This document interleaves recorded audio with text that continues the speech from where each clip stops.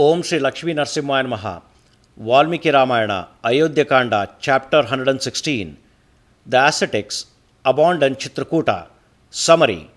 Rama notices anxiety and perturbation among the sages who live in the vicinity. When an elderly sage among them is asked by Rama about the reason for their anguish, the said sage informs that some demons under the leadership of Khara are molesting the sages, and hence the sages wish to leave the place. Rama gives his consent for their leaving. Bidding farewell to them with great respect, Rama retires to his own hermitage. Chapter 116 in detail. Bharata, having returned to Ayodhya, Rama, who was dwelling in the woods, observed anxiety accompanied by perturbation among the sages. He saw there those ascetics who were formerly quite pleased in their hermitage at Chitrakuta, depending as the dead on Rama, anxious.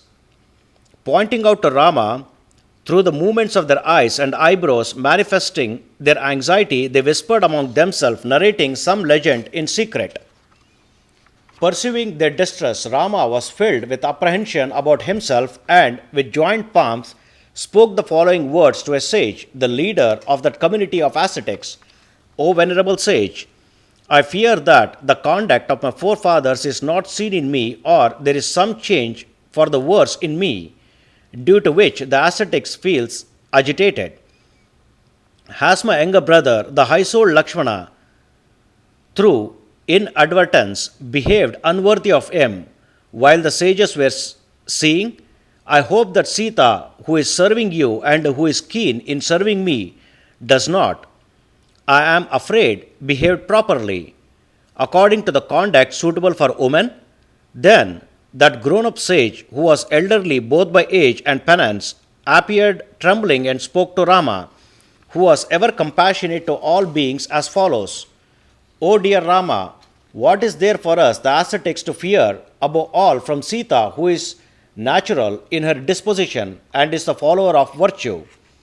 It is on account of demons who, through enmity to you, have begun to oppress the sages. Alarmed by it, they discuss with each other how they can best defend themselves.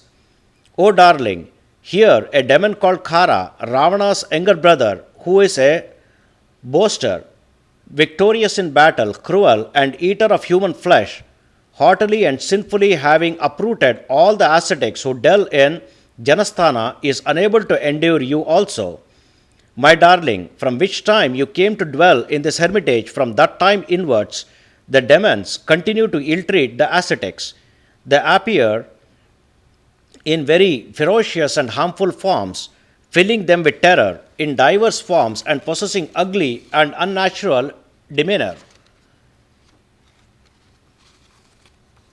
Flinging filthy and inauspicious objects on some of the ascetics, the wicked demons stand in front of them and kill some ascetics too. Having themselves in those hermitage unnoticed, those evil-minded demons delight themselves in destroying the ascetics there.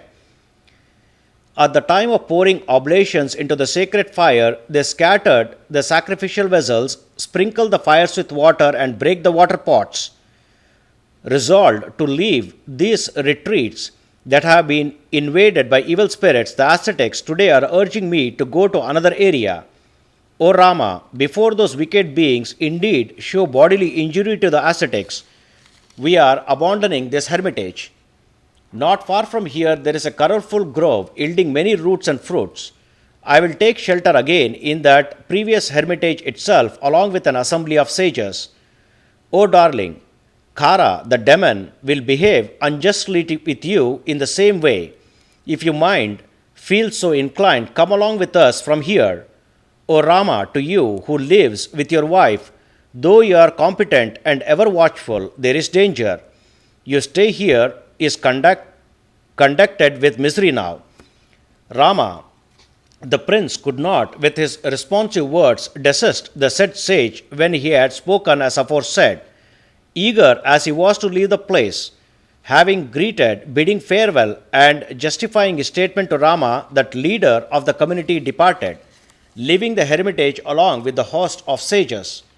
Accompanying them from a distance from that place, bidding farewell to that group of sages, offering his salutation to that ascetics, the leader of the community, and taking leave of them, who were well pleased, and having received their counsel, Rama returned to his dwelling, which was sacred to reside. That Rama, the Lord, did not leave even for a moment that hermitage that had been deserted by the sages, but some ascetics among them, who had fixed their mind on Rama, who followed the conduct of the sages, constantly followed Rama. Thus completes 116th chapter of Ayodhya Kanda of the glorious Ramayana of Valmiki, the work of a sage and the oldest epic. Sri Moola Rama Vijayate. Om Sri Krishnarpanamastu.